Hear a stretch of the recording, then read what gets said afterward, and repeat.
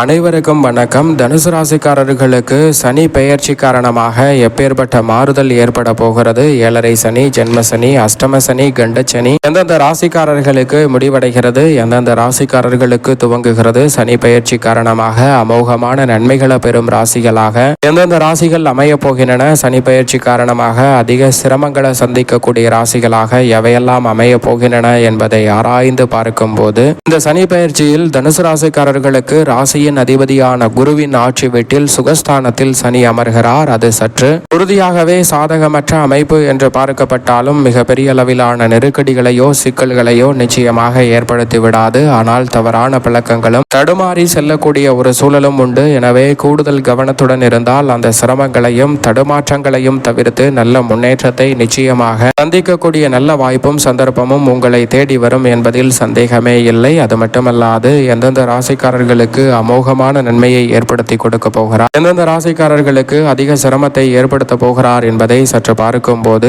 உறுதியாகவே சனி பகவான் நீதி தவறாத, நடுநிலை தவறாத நியாயஸ்தராக செயல்படுகிறாருங்க. அவர் ஏழரை சனி, ஜென்ம சனி, அஷ்டம சனி, கண்டச்சனி போன்ற காலகட்டத்தில் சிறப்பான நன்மையை ஏற்படுத்தி கொடுக்க மாட்டார். ஆனால் அதே சமயம் 3, 6, 10, 11 ஆகிய இடங்களில் அபரிவிதமான நன்மையை அள்ளி கொடுப்பார். அதே போன்று 5, 9 ஆகிய இடங்களிலும் சிறப்பான வாய்ப்புகள் கிடைக்கும். அதில் அதீத நன்மைகளை அள்ளி கொடுக்கும் ராசிகளாக எவையெல்லாம் இருக்கின்றன என்று பார்த்தால் உறுதியாகவே லாபஸ்தானத்தில் ரிஷபராசி 95% நன்மை உண்டு. சிறு முயற்சி என்றாலும் மிகப்பெரிய அளவிலான லாபத்தை மேம்படுத்தக்கூடிய நல்ல சந்தர்ப்பம் ரிஷபராசிக்காரர்களுக்கு கிடைக்க போகிறது. தனுசு ராசிக்காரர்களுக்கு நிரந்தர வேலை வாய்ப்பு பெறக்கூடிய முதன்மையான சந்தர்ப்பம் உண்டு. ஜீவனக்காரகன் தொழில் ஸ்தானத்தை மேம்படுத்துவதால் தொழில் ரீதியான அபரிவிதமான வளர்ச்சியை சந்திக்கக்கூடிய அற்புதமான வாய்ப்பும் சந்தர்ப்பமும் இந்த தருணத்தில் மிதுன ராசிக்காரர்களுக்கு உண்டு. கடகராசிக்காரர்களை பொறுத்தவரைக்கும் 99% நன்மை, சிரமம், அஷ்டம பாதிப்புகள் அனைத்தும் விலகி அமோகமான நன்மையை பெறும் முதன்மையான ராசியாக கடகராசி பார்க்கப்படுகிறது. துலாம் ராசிக்காரர்களுக்கு யோகஸ்தானம் என்பதால் எதிர்பார்ப்பதை விட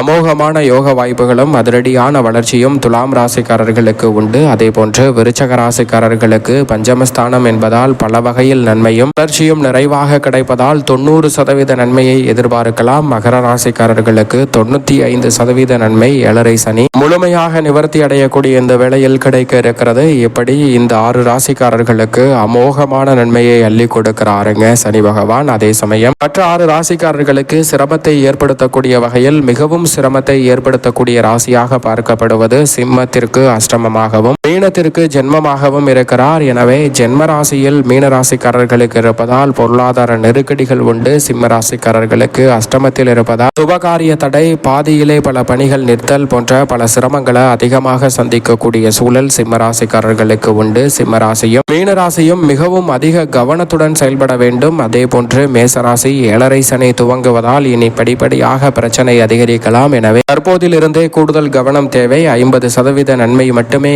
ஏற்படுத்தி கொடுக்க போகிறார். கும்பராசிக்காரர்களுக்கு சாதகமற்ற ஒரு அமைப்பு என்றாலும் கூட ஏழரை சனியின் பாதிப்புகள் இனி படிப்படியாக குறைந்து நல்ல வளர்ச்சியையும் நன்மையையும் சந்திக்கக்கூடிய வாய்ப்பு இருக்கிறது. எனவே 80% நன்மையை இந்த தருணத்தில் கும்பராசிக்காரர்கள் சந்திக்க முடியும். ஆனால் அதே சமயம் கன்னிராசிக்காரர்களுக்கு கண்டச்சனியாக அமர்கிறார். எனவே 55% நன்மைகளை மட்டுமே கன்னிராசிக்காரர்கள் சந்திக்க முடியும். மிகப்பெரிய அளவிலான கண்டம் ஒன்றை சந்திப்பதற்கான சூழலும் உண்டு.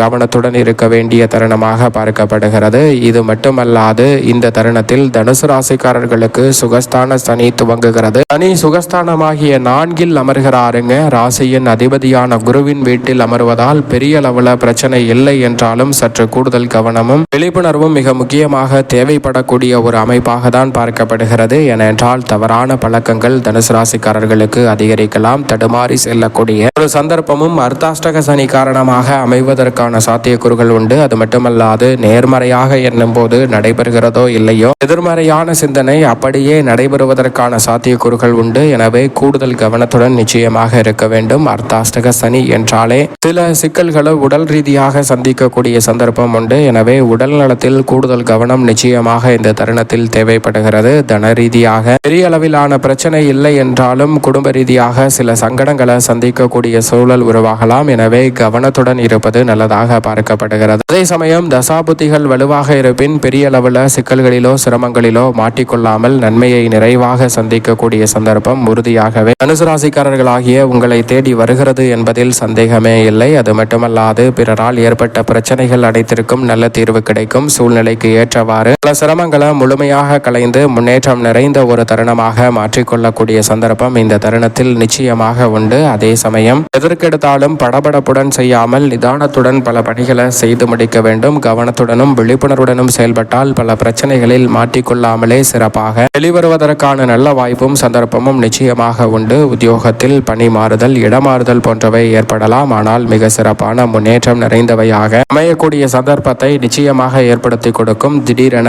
ஏற்படக்கூடிய மாறுதல் மனதில் ஏற்படக்கூடிய குழப்பங்களையும் சிக்கலையும் முழுமையாக விலக்கி முன்னேற்றம் நிறைந்தவையாக மாற்றிக் கொடுக்கக்கூடிய சந்தர்ப்பத்தை உருவாக்கி கொடுக்கும். எனவே சரியாக பயன்படுத்திக் கொள்ளுங்கள். அதோடு மட்டுமல்லாது சனி பகவான் தனது பார்வையை ஜென்மம் 6, 10 ஆகிய இடங்களில் பார்க்கிறார். ஜென்ம ராசியை பார்ப்பதால் உடல் நலத்தில் அதிக கவனத்துடன் நிச்சயமாக தனுசு ராசிக்காரர்கள் இருக்க வேண்டும். அது மட்டுமல்லாது வீண் விரயங்களை தவிர்க்க வேண்டும் என்றால் நிச்சயமாக உடலை பேணி காப்பது நல்லது. ஒரு முறைக்கு இருமுறை எந்த காரியத்தையும் யோசித்து செய்வதால் பல சிரமங்கள் நிச்சயம் விலகும். யோகஸ்தானமாகிய 6ஆம் இடத்தை பார்ப்பதால் குறுக்கீடுகள் வந்தாலும் கூட திடீரென அதிர்ஷ்ட யோக வாய்ப்புகள் உங்களது திறமைக்கு அங்கீகாரம் கிடைக்கக்கூடிய வகையில் அமையும்.